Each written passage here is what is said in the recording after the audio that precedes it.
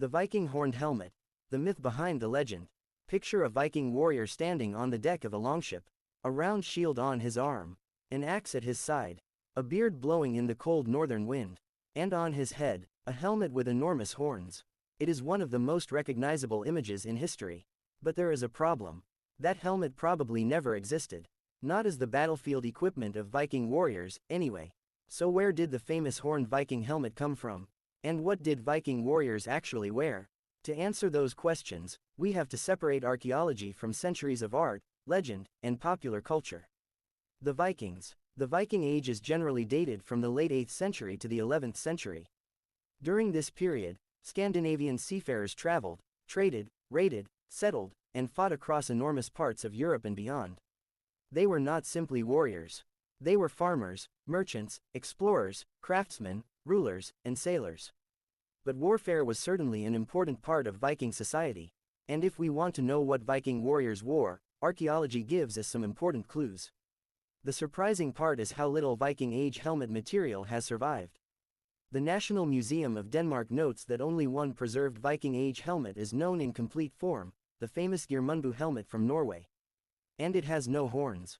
The Geirmundbu helmet. In 1943, archaeologists discovered a remarkable warrior burial at Geirmundbu in Norway. Among the weapons and equipment was an iron helmet dating to the 10th century. It is now the most important surviving example of a Viking Age helmet. The helmet is made from several pieces of iron joined together. It has a rounded cap and a distinctive protective structure around the eyes and nose.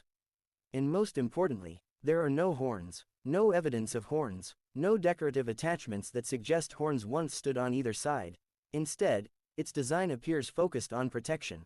The helmet was practical. It protected the head and face while avoiding unnecessary features that could interfere with fighting. The National Museum of Denmark likewise describes the Geirmundbu helmet as hornless and notes that other Viking helmet discoveries are mostly fragments. So why would horns be a bad idea? Imagine fighting in a shield wall. Warriors are standing close together. Shields overlap. Spears and axes move through narrow spaces. Now imagine having two large horns sticking out from your helmet. They might look intimidating, but they could also catch on shields, weapons, branches, or other warriors. And aboard a crowded wooden ship, large protrusions would hardly make life easier. This doesn't prove that a horned helmet could never have existed, but it does help explain why archaeologists are skeptical of the idea that horned helmets were standard Viking battle equipment. The archaeological record simply doesn't support it. But what about ancient horned helmets? Here's where the story becomes more complicated. Horned helmets were real. They just weren't Viking. In Denmark, archaeologists discovered the famous Vixo helmets, dating from the Bronze Age, roughly 1,000 years before the Viking Age.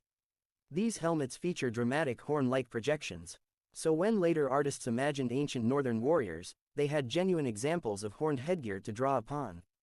But these objects belong to a much earlier world.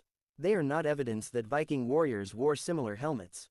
The National Museum of Denmark also points out that horned imagery existed in Scandinavian art, including representations on the famous golden horns and imagery associated with the Oseberg burial. But an image of a horned figure does not automatically mean that ordinary Viking warriors went into battle wearing horned helmets. Some may have represented supernatural, ceremonial, or symbolic figures. The evidence is much less straightforward than the popular image suggests. The 19th century invention. So if the Vikings didn't normally wear horned helmets, when did the stereotype begin? The answer takes us not to medieval Scandinavia, but to 19th century Europe. During the 1800s, artists became fascinated with Scandinavian mythology and the Viking past. Romantic artists wanted to create dramatic images of ancient warriors, and the Viking warrior became an ideal subject. One particularly important figure was the German costume designer Karl Emil Doppler. In 1876, Doppler designed costumes for Richard Wagner's famous opera cycle Der Ring des Nibelungen. The costumes included spectacular horned and winged helmets, and the image was powerful.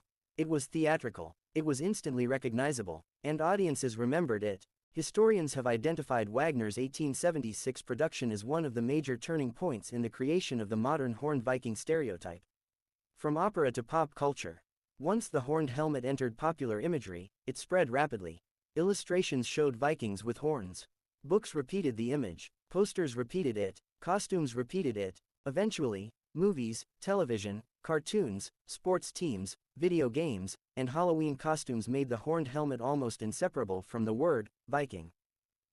Thanks for watching. Leave a like and subscribe. Let us know what your thoughts are about Vikings and their helmets in the comments below. Till then, stay tuned.